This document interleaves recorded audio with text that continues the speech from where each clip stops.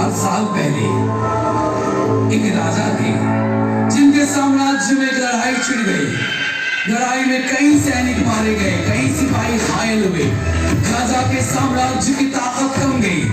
किसी ने राजा को बोला कि एक तांत्रिक है जो काले जादू से आपकी मदद करेगा, तब आप लड़ाई जीत सकते हो।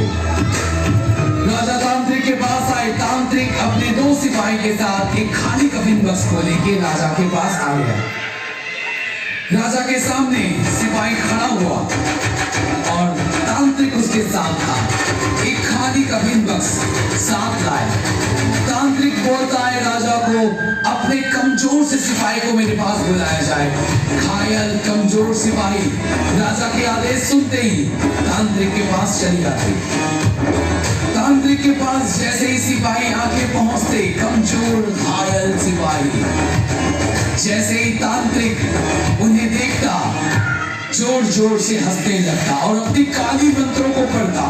जैसे ही मंत्र पढ़ता वो सिपाही बेहोश हो जाता, उसका होश ना होता। जैसे ही सिपाही बेहोश होता उसे तांत्रिक के लोग उठाते और इसी कफिन बक्स के अंदर सुला देते गहरी नींद में। जैसे ही कफिन बक्स के अंदर उस कमजोर सिपाही को सुला दिया जाता, तांत्रिक बोलता महाराज को इसके दरवाजों को बंद कर दिया जाए और उसे गहरी नींद में सोने दिया जाए।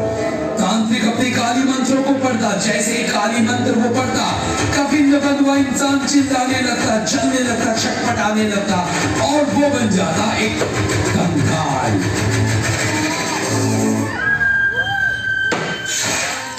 जैसे ही वो कंकाल बन जाता महाराज घबरा जाते। तांत्रिक काली अंधेरी दुनिया से एक आत्मा को, शक्तिशाली आत्मा को उसी कंकाल के अंदर बुलाता।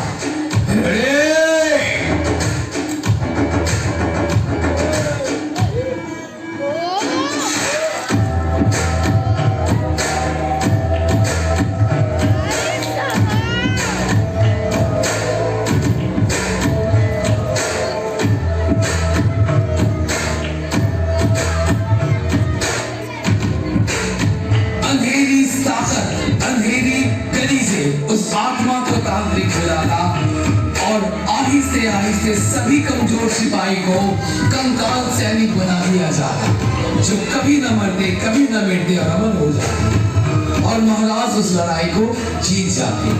Ladies and gentlemen, आज इसी के साथ ही मैं जादूगर बादशाह आप लोगों से विदाई लेता हूँ। चलन, tata, bye bye and see you letter.